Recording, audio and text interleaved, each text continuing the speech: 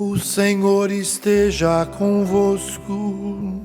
Ele está no meio de nós. Proclamação do Evangelho de nosso Senhor Jesus Cristo, segundo Marcos. Glória a vós, Senhor. Naquele tempo, os fariseus vieram e começaram a discutir com Jesus. E para pô-lo à prova, pediram um sinal do céu. Mas Jesus deu um suspiro profundo e disse: por que essa gente pede um sinal? Em verdade vos digo, a esta gente não será dado nenhum sinal. E deixando, Jesus entrou de novo na barca, se dirigiu para a outra margem. Palavra da salvação. Glória a vós, Senhor.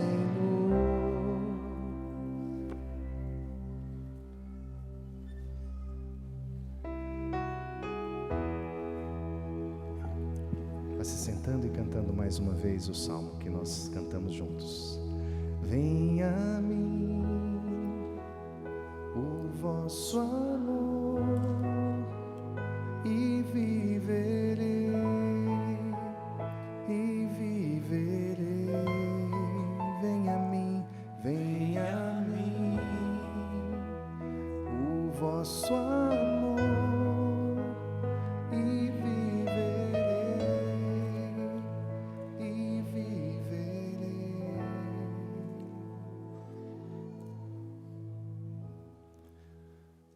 Meus queridos irmãos e irmãs, que bênção nós podemos parar nesse tempo tão agitado no mundo aí fora, podemos parar para escutar a Deus, escutar a Sua palavra, nos alimentar da Eucaristia, viver uma experiência em comunidade.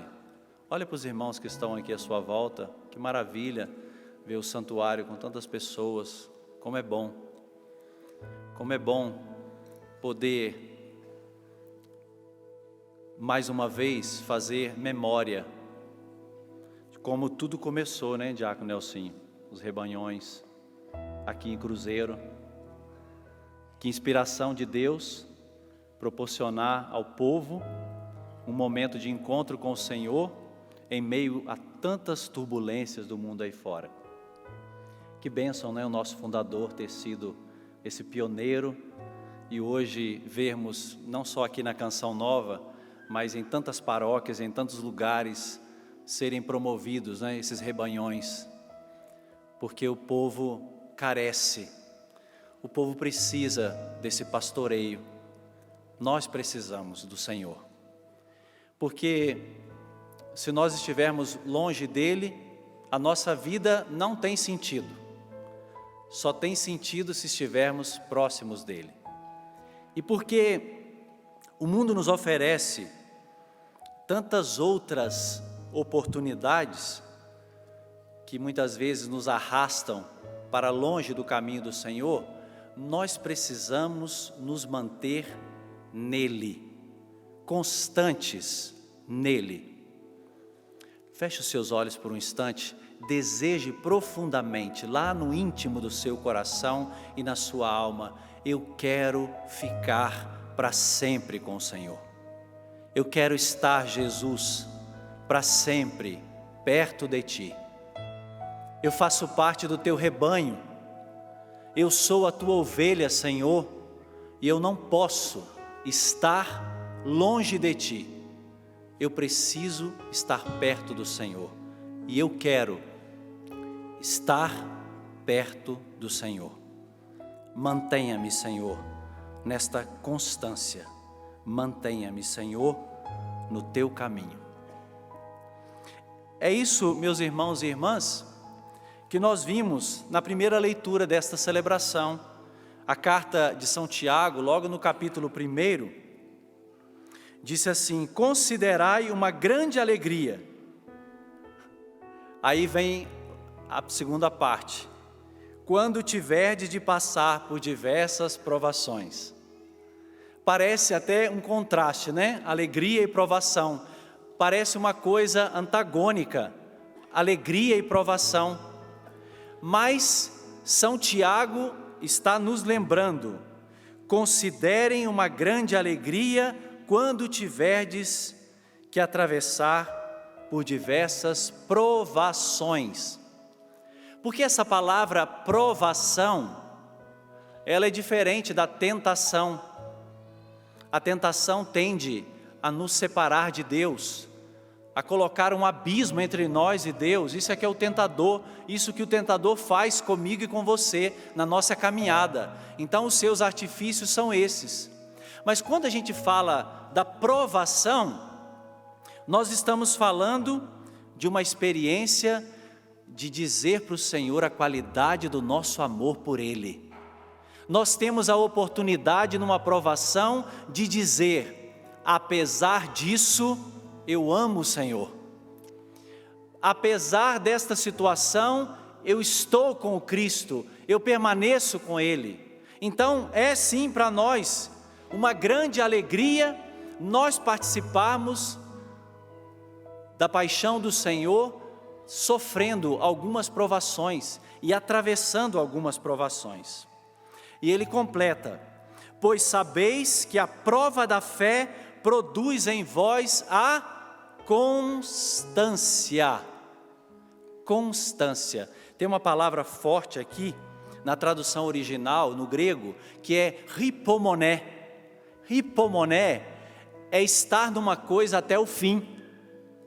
A gente diz em dialeto mineirês, é não arredar o pé, não é? Um bom mineirês. Estar em algo até o fim é estabilidade, é constância, é tolerar certas provações, é ficar com o Senhor até o fim e não desistir em meio às provações. Isso é hipomoné, constância. E quantos de nós não precisamos desse dom hoje? Porque já já nós vamos começar a quarta-feira, o tempo e aí vem propósitos, né? E aí vem as nossas intenções, vem as coisas que nós vamos prometer para o Senhor. Aí a primeira semana, oh maravilha, né? Que bênção. A segunda, aí começa a coisa, né? A descer ladeira abaixo. Aí daqui a pouco os propósitos que foram feitos já ficam de lado. Aquele pecado que eu não queria mais compactuar com ele, ele volta em cena. E assim nós vamos retomando a vida velha. Como nós precisamos de constância, como nós precisamos de uma fidelidade provada no Senhor. Porque o próprio texto da carta de São Tiago, ele diz que nós somos ambíguos. Ele fala bem assim, essa palavra é utilizada aqui. Ambíguo, inconstante em todos os seus caminhos. No capítulo 1 da carta de São Tiago está aqui. Nós somos assim, ambíguos. O termo que aparece aqui é dípsicos. Esse prefixo aqui quer dizer que tem uma bifurcação aqui. Não está um caminho reto, único. Tem ambiguidade, tem mente dupla, tem interesse dividido. Quero o Senhor, quero o caminho do Senhor, mas acabo compactuando com algumas coisas. Quero ser santo, quero ser de Deus, mas alguns comportamentos destoam completamente desse propósito. Estão entendendo? Tem ambiguidade em nós. Tem ambiguidade em nós. E muitas vezes nós nos afastamos do caminho do Senhor e deixamos de ser constantes.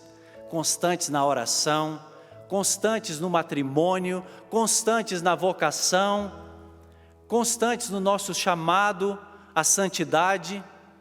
O Senhor quer que nós retomemos isso.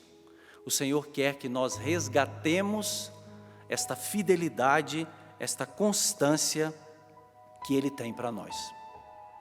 Feche os seus olhos mais uma vez e deseje do alto agora: Senhor, me dê essa constância. Senhor, tira de mim esta ambiguidade. Senhor, tira de mim a falta de fé. Tira de mim, Senhor, os comportamentos errôneos que eu tenho, essa tendência a fraquejar, a não ficar no meu propósito até o fim, a não viver uma vida reta, mas muitas vezes oscilar, Senhor. Dá-me a graça de ser um cristão íntegro, inteiro, completo, cheio na Tua presença, cheio da Tua graça. Eu quero ser, Senhor, íntegro. Dá-me esta graça, que eu tenha estabilidade no meu caminho. Bom, depois, a liturgia da palavra nos apresentou o texto, 3 versículos, 11, 12 e 13, se você está com a Bíblia aí, você pode acompanhar, do capítulo 8 do Evangelho de Marcos. 3 versículos que foram apresentados a nós, mas que nos colocam numa atenção profunda. Logo em seguida, só para vocês ficarem contextualizados aqui, Jesus tinha acabado de fazer o milagre da multiplicação dos pães. Nós estamos no capítulo 8 de Marcos. Jesus havia terminado de fazer um grandíssimo sinal, porque 5 pães e 2 peixes, em algumas passagens, falam de outro número, mas 5 pães e 2 peixes, para uma multidão. O texto de Marcos fala de 4.000 homens, sem contar mulheres e crianças, não é? A gente arredondar isso daí para umas 10.000 pessoas. O Senhor que sacia a fome de 10.000 pessoas, no milagre da multiplicação dos pães, que embora alguns que não chamamos de estudiosos da palavra de Deus, mas que são mais à toa do que estudiosos, dizem, e têm a audácia de dizer que aquilo lá foi uma mera partilha, uma mera partilha, como se todo mundo levasse nas costas uma padaria e fosse lá distribuir os pães para 10.000 pessoas. Esse sinal do amor de Deus, do cuidado de Cristo com a multidão, Ele realiza esse maravilhoso sinal, e aí despede a multidão, e em seguida entra no barco com os seus discípulos e vai para uma região chamada de Dalmanuta. Essa cidade estava localizada a oeste do lago de Tiberíades, ou Mar da Galileia, que também é chamado. O lago de Tiberíades ficava mais ou menos no território de Magdala. Já ouviram falar, da cidade de Magdala? Então, Jesus vai para esse território, sai do deserto e vai para esse território de Dalmanuta. E ali, quem é que aparece para Jesus? Quem aparece para Jesus? O anjo. Quem foram? Pode falar sem medo. Vocês prestaram atenção na leitura do Evangelho? Qual foi o bloco que apareceu para Jesus ali, gente? O bloco dos fariseus. E a gente está em tempo de carnaval, Falar de blocos, aí vocês vão entender muito bem. Esse bloco, aparece a Jesus e começam a discutir com ele e colocar Jesus à prova, pedindo um sinal do céu. Olha o absurdo. Pedindo um sinal do céu.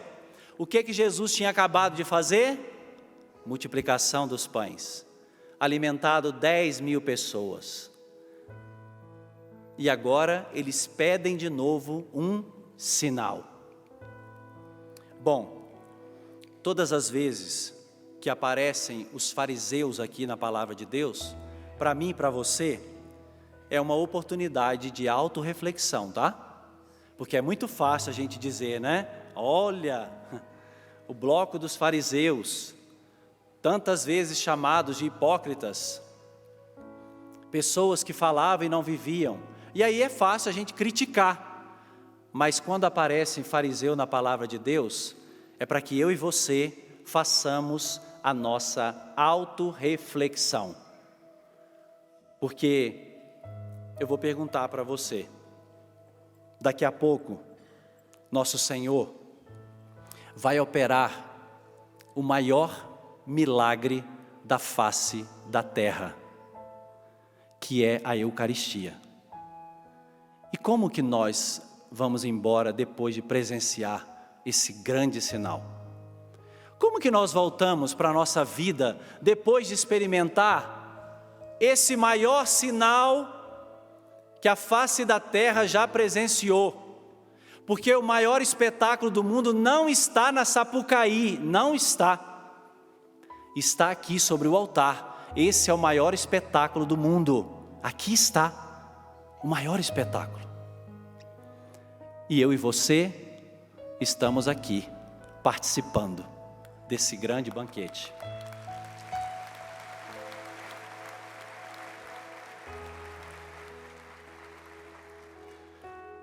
Agora, o que nós fazemos depois de não só presenciar, mas de entrar nesse espetáculo, nesse milagre, nesse mistério? O que nós fazemos com esta verdade?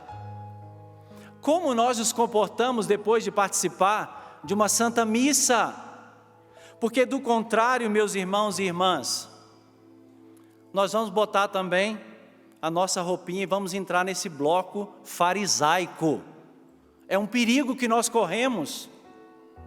Vem ao encontro de Jesus esse bloco dos fariseus. E Jesus, ele foi tão incisivo com a postura dos fariseus, que só no capítulo 23 do Evangelho de Mateus, ele dedica uma série de repreensões e duras repreensões ao comportamento dos fariseus.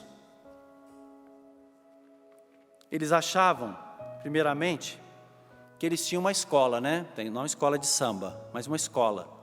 Porque o texto diz: os fariseus sentaram-se no lugar de Moisés para ensinar. Para ensinar.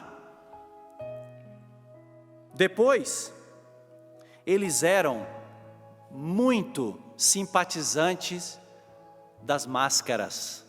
Eles eram muito simpatizantes das máscaras. Porque o mesmo Evangelho de Mateus diz: portanto, tudo o que ele vos disserem, fazei e observai, mas não imiteis as suas ações, pois eles falam, mas não fazem. E Jesus usou para eles um adjetivo nada simpático: hipócritas.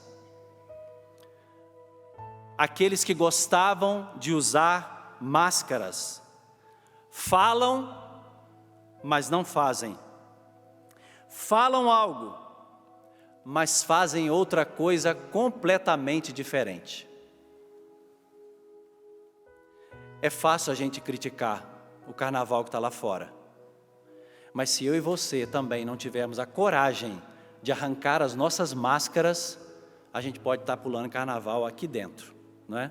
Aquele carnaval mundano pode estar dentro do nosso coração, se nós não tivermos a coragem de arrancar as máscaras e viver uma vida que não seja mais ambígua, dupla, mas que seja única, verdadeira, transparente diante do Senhor.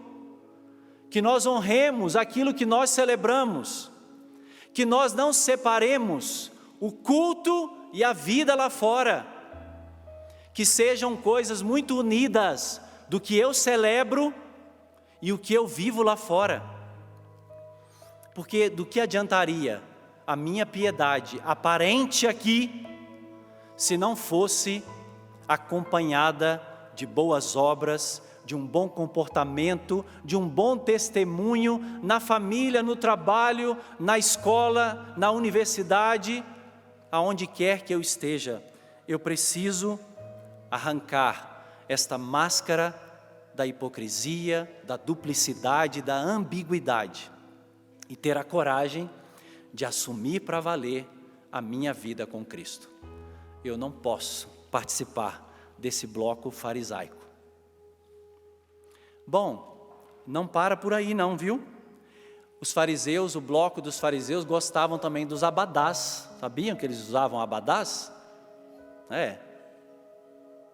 Olha só o que o texto de Mateus 23, ele diz: amarram fardos pesados, insuportáveis nos ombros dos outros.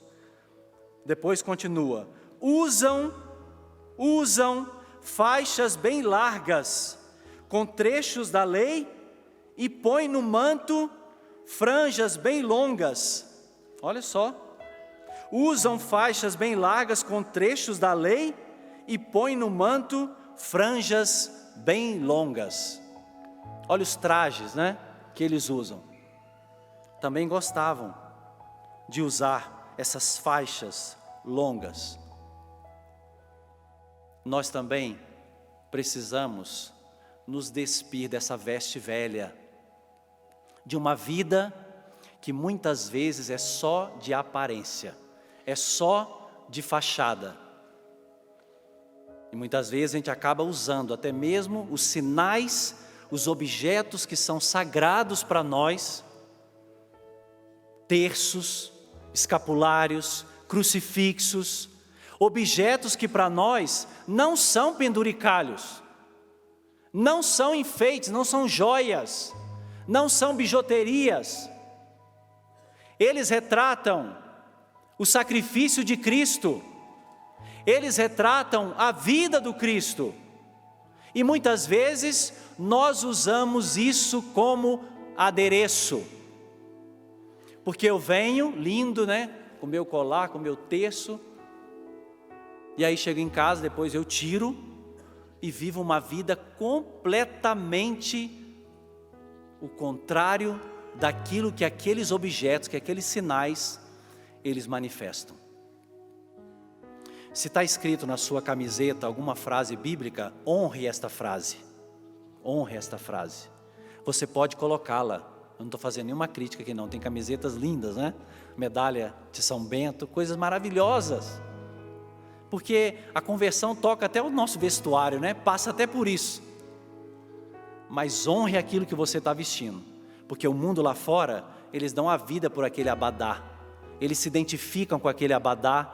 Eles pulam horas e horas, levando no seu corpo aquele abadá, aquela camiseta, Eles se reúnem em blocos. Eles estão honrando o que eles escolheram. E nós não estamos aqui para julgar ninguém, mas nós escolhemos o Senhor. E nós temos que honrar nosso Senhor. Nós escolhemos o Cristo. Nós escolhemos a vida da graça de Deus. E nós temos que honrar isso. Senão, do contrário, nós também vamos entrar no bloco dos fariseus.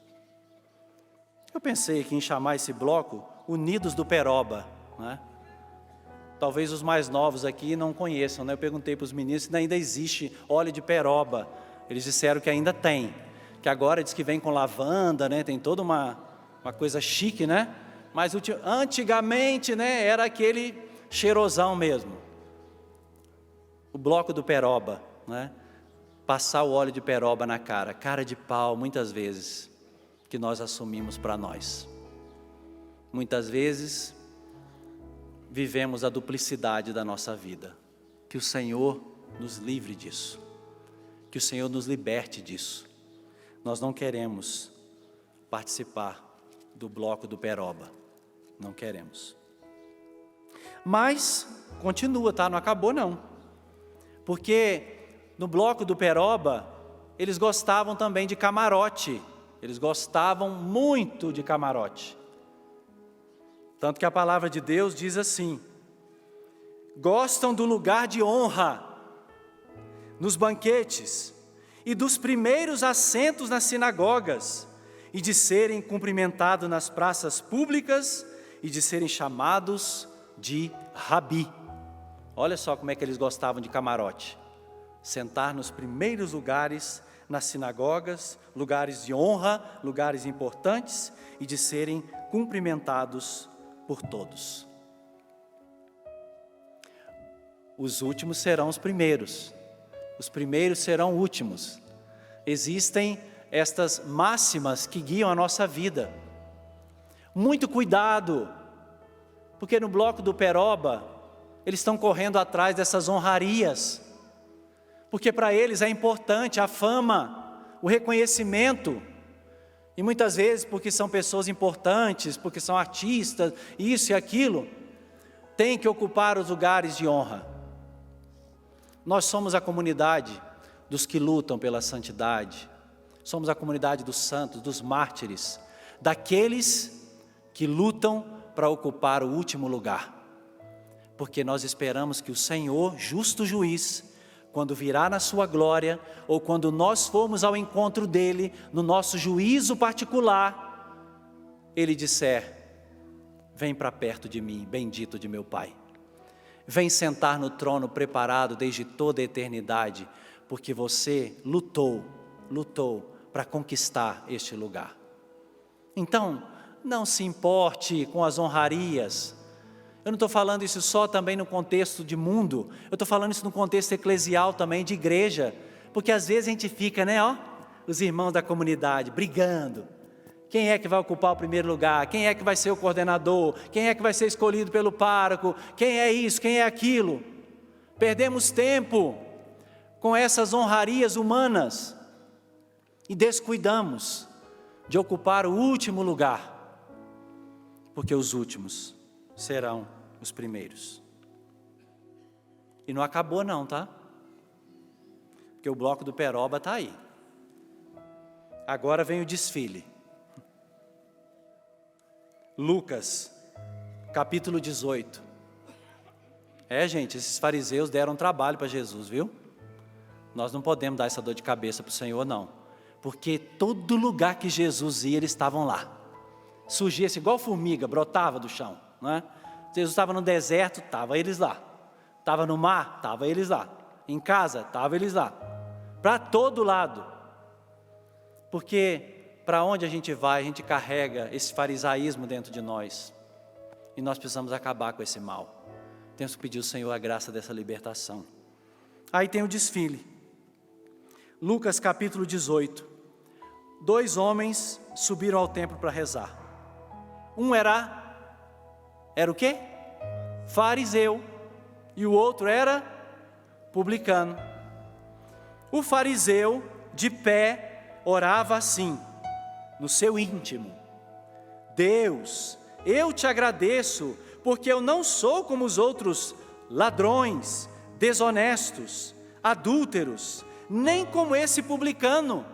Olha o desfile: jejuo 2 vezes por semana, pago o dízimo de toda a minha renda. Nota 10. Oh, que maravilha! Aparentemente nota 10, mas diante do Senhor nota 0. Olha o desfile que ele faz. Gesto corporal, de pé. Eles rezavam assim, eles rezam assim, já viu, né? Lá no Muro das Lamentações, que eles ficam rezando assim. Era de pé.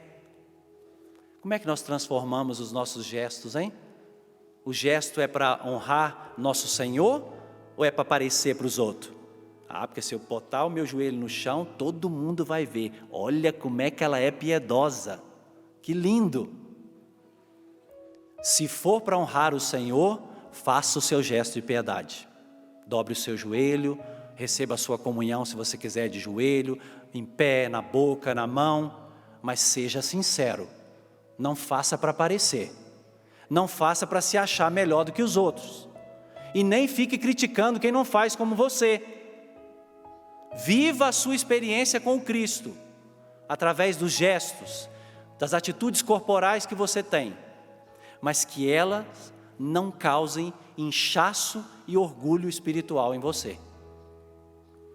Ele reza, olha que oração bonita. Deus, eu te agradeço. Palavras lindas. Louvor, ação de graças. Aí vem o estrago. Porque eu não sou como os outros. Ladrões, desonestos, adúlteros, e nem como esse publicano que está aí, se atrevendo a vir aqui para rezar. Nós temos que apontar diante do Senhor, são as nossas misérias. As lá de fora, a gente já sabe como é que funciona. Das pessoas da sua casa, você já conhece todos os defeitos. Você não precisa ficar se comparando com ninguém. Você tem que ser quem você é. São Paulo diz, você tem que ter uma justa estima de você. Nem mais, nem menos. Uma justa estima de você. Sabendo conscientemente que você, sem a graça de Deus, pode fazer coisas muito piores do que isso daqui. Ladrões, desonestos, adúlteros e esse publicano aqui, que era um pecador público. Gente, sem a graça de Deus nós podemos fazer coisas muito piores. Muito piores. Olha o que ele diz. Jejuo 2 vezes, nem era pedido para fazer tudo isso. Ele fazia além. Ele queria mostrar. Eu jejuo 2 vezes. Vai começar a quaresma, hein? Penitência, jejum, quarta-feira tem abstinência, mas cuidado, hein? Cuidado, que o seu jejum não seja motivo de orgulho para você, mas que o jejum seja para você esta arma espiritual para você combater contra os espíritos malignos que querem destruir a sua vocação, destruir a sua família. É para isso. Faça o seu jejum e faça com afinco e com fidelidade.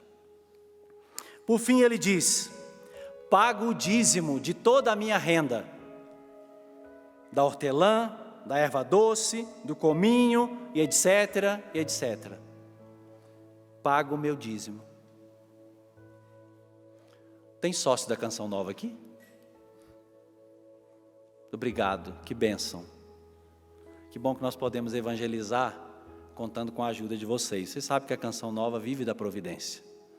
Mas faça a sua oferta a Deus com generosidade de coração. Faça com abertura de coração. Faça compreendendo. Vocês têm que compreender o ato que você faz, o dízimo que você paga na sua paróquia. Você tem que entender a sua participação no contexto da sua igreja, da sua paróquia, da sua comunidade. Você tem que entender que você participa ativamente e que você, por ser cristão, por ser católico, traz em si esse dever de dar o suporte às obras de evangelização. Você traz esse dever pelo seu batismo. Então, não é uma obrigação. Não pode ser um peso. Você tem que colocar a mãozinha no seu bolso com muita leveza e muita tranquilidade, né? E vai tirar do bolso aquilo que você generosamente puder ofertar ao Senhor. É o dízimo da sua oferta. Como eu disse, aparentemente o desfile foi maravilhoso. Nota 10. Mas diante do Senhor foi nota 0. Por quê? Quem se exalta, vou falar de novo, quem se exalta e quem se humilha, essa é a palavra de Deus, tá? Essa é a palavra de Deus. Jesus disse isso ao final desta lição aqui que ele deu aos seus discípulos, desse fariseu e desse publicano. Se você se exaltar, você será humilhado. Não é que Jesus queira expor as pessoas, não é isso. Humilhado é porque uma hora você vai tocar no seu humus. Humilhar vem disso, humildade, humus, na sua terra. Você vai tocar uma hora na sua terra. Então, Para de jogar pedra no telhado do outro, porque o seu telhado é de vidro. Você vai tocar no seu barro. Não adianta você ficar se exaltando por aí, porque você é cristão, porque você é católico, porque faz isso ou faz aquilo. Mas quem se humilha, quem toca na sua verdade, aí sim, será exaltado pelo Senhor. Será colocado no trono de glória que Ele preparou para cada um de nós. Bom, a tristeza é que depois que o bloco, do Peroba passou, não agradou a Jesus, aquela incredulidade, aquela falta de fé, que era só exibicionismo. Jesus, deixando-os, entrou no barco e foi para outra margem. Gente, Jesus foi embora, porque Ele só viu aparência nos fariseus, mas não tinha consistência de vida em Deus. Jesus não pode ir embora. Jesus não pode se afastar de nós. Nós vamos dar o nosso coração para Ele agora, do jeito que Ele está. Você pode ficar em pé.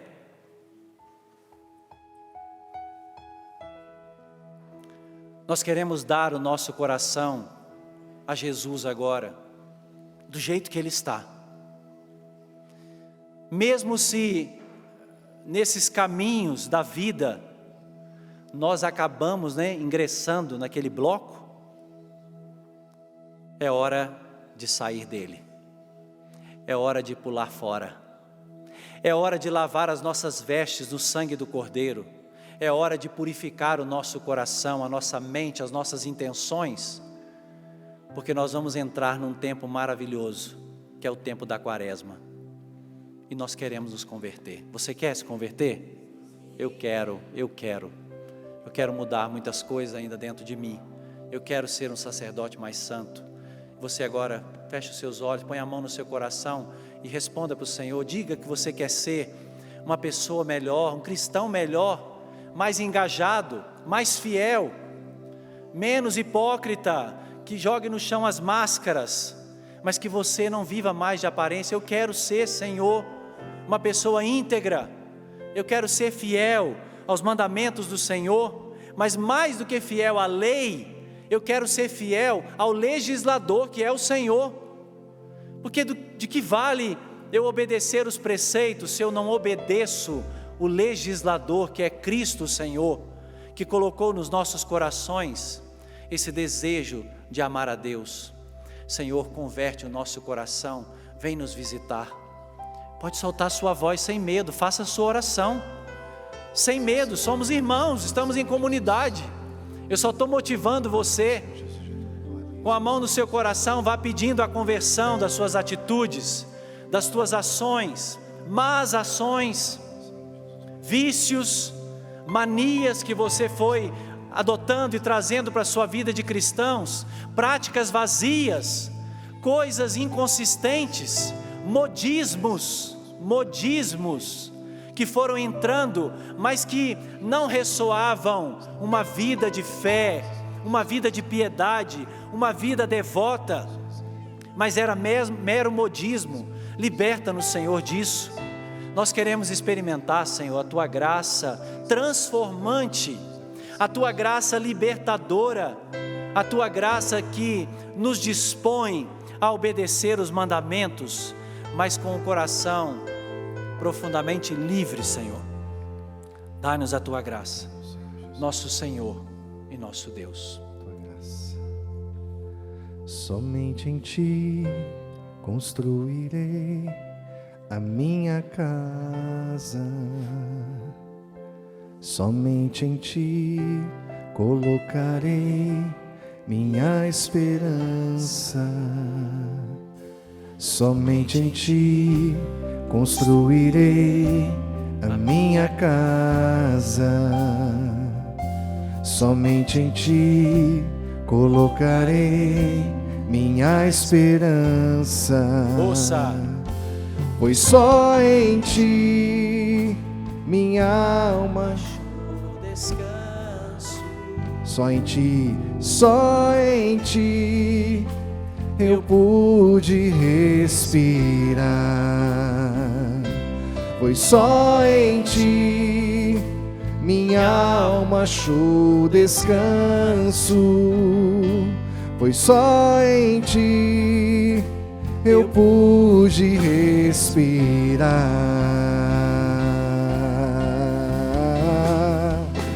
E o meu coração deseja te encontrar, como a terra seca anseia pela chuva. Vem me saciar, pois eu descobri que aqui é o meu lugar. Você cantando. E o meu coração deseja te encontrar, como a terra seca anseia pela chuva. Vem me saciar, pois eu descobri que aqui é o meu lugar.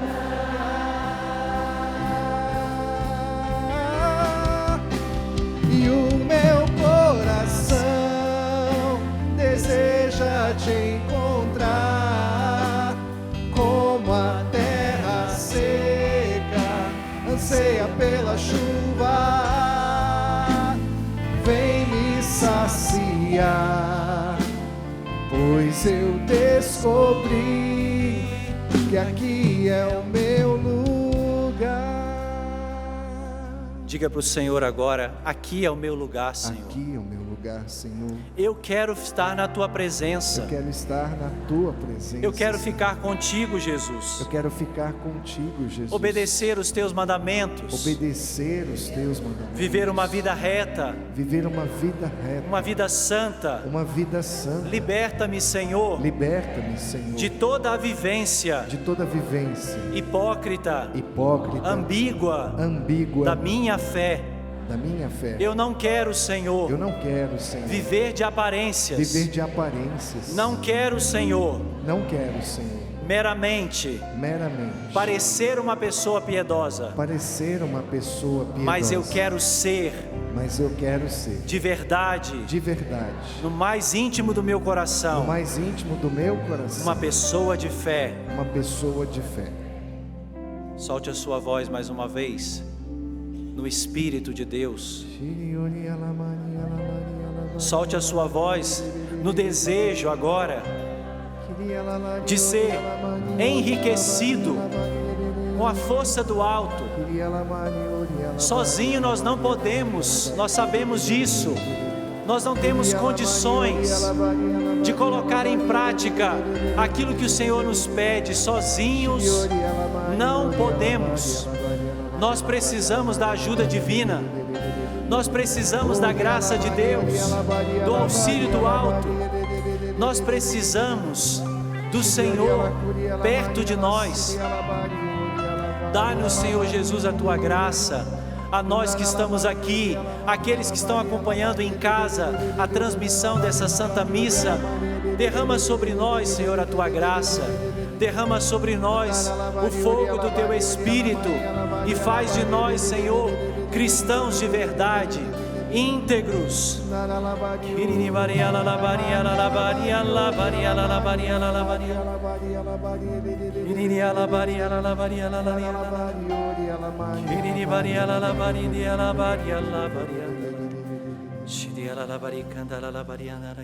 E o meu coração deseja te encontrar, como a terra seca anseia pela chuva. Vem me saciar, pois eu descobri que aqui é o meu lugar. Assuma esse compromisso com o Senhor. Ele não brinca conosco. Nosso Senhor nos leva muito a sério. assim como Ele ancorou aquele barco naquele lugar para falar àquelas pessoas, Ele também agora esteve aqui ancorado com a sua palavra para despertar os nossos corações, para segui-lo fielmente, para estar com Ele até o fim. Fecha os seus olhos e agora mergulha lá no interior do teu coração com os propósitos agora que brotam do seu interior. Estamos perto de começar nossa quaresma, esse tempo maravilhoso da igreja. É preciso fazer propósitos, é preciso tomar decisões, é preciso rupturas, é preciso tomar uma decisão. Peça ao Senhor agora a graça de ir até o fim nos teus propósitos, aquilo que você decidiu viver com o Senhor. Não tenha medo das provações. Não fuja de Deus no momento das provações. Permaneça constante, fiel em Cristo Jesus. Não importa se o mundo debocha de nós, não importa se o mundo nos despreza, nos expõe ao ridículo, não importa se para o mundo os nossos valores estão presos dentro de uma lata que nos chamem de conservadores, mas nós estamos presos no altar do Senhor, nós estamos presos na palavra de Deus, nós estamos presos no sacrário, nós estamos presos no Santo Rosário, nas mãos da Virgem Maria. É aí que nós estamos presos. A nossa vida e o nosso coração estão presos nesses tesouros espirituais que o Senhor nos concedeu. Grande é o Senhor, maravilhas Ele faz em nosso favor. Amém, Senhor. Glória ao Pai, ao Filho e ao Espírito Santo, como era no princípio, agora e sempre.